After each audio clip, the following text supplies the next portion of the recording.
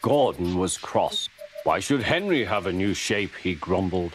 A shape good enough for me is good enough for him.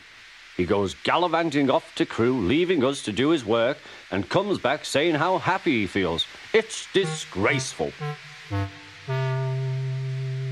And there's another thing. Henry whistles too much. No respectable engine ever whistles loudly at stations.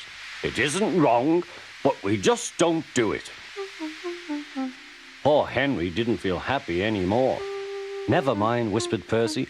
I'm glad you're home again. I like your whistling. Goodbye, Henry, called Gordon. We're glad to have you with us again, but remember what I said.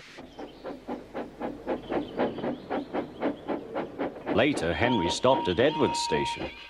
Hello, Henry, said Edward. You look splendid. I was pleased to hear your happy whistle yesterday. Thank you, Edward, smiled Henry. Shh, shh. Can you hear something? It sounds like Gordon, said Edward, and it ought to be Gordon. But Gordon never whistles like that. It was Gordon. He came rushing down the hill at a tremendous rate. He didn't look at Henry, and he didn't look at Edward. He screamed straight through the station and disappeared.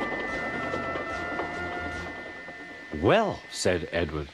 It isn't wrong, chuckled Henry, but we just don't do it. And he told Edward what Gordon had said.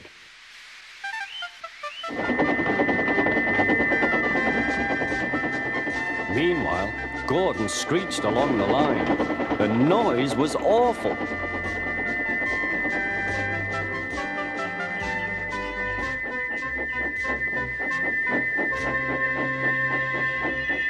At the station, everyone held their ears. The Fat Controller held his ears too. Take him away, he bellowed, and stop that noise! Gordon puffed sadly away, but he wouldn't stop whistling until two fitters climbed up and knocked his whistle valve in place. That night, Gordon slunk into the shed. He was glad it was empty. It isn't wrong, murmured Henry to no one in particular, but we just don't do it. No one mentioned whistles.